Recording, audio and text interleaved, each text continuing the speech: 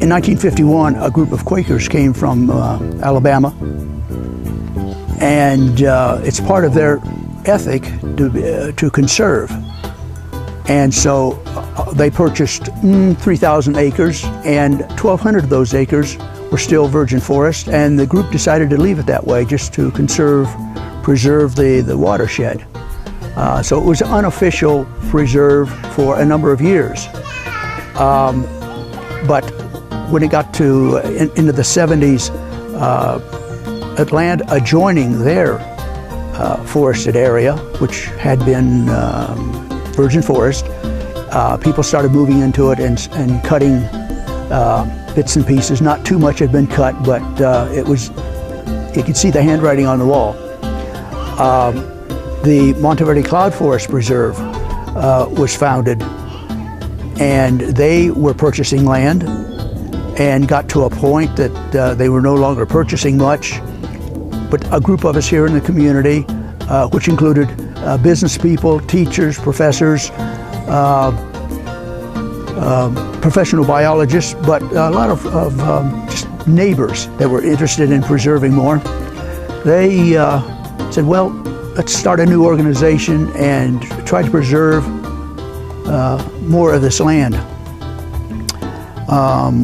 And since a lot of the land going down the mountain, you notice how dry it was coming up here, it needed to be preserved too, because there are animals that move up and down the mountain.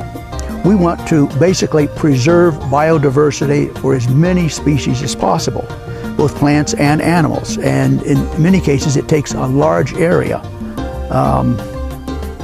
So we formed an organization in 1986 and made contacts with the World Wildlife, Nature Conservancy, and many other organizations, and they raised some seed money to get us started.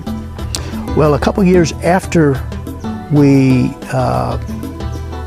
founded the organization and had made down payments and bought a few farms, one of our members was visiting in Sweden, and she made contact with a grade school out in the countryside, and gave a talk, and the children, 9 and 10-year-olds, they were so interested, they said, well, let's buy a piece of land for our school, in the name of our school, or the children.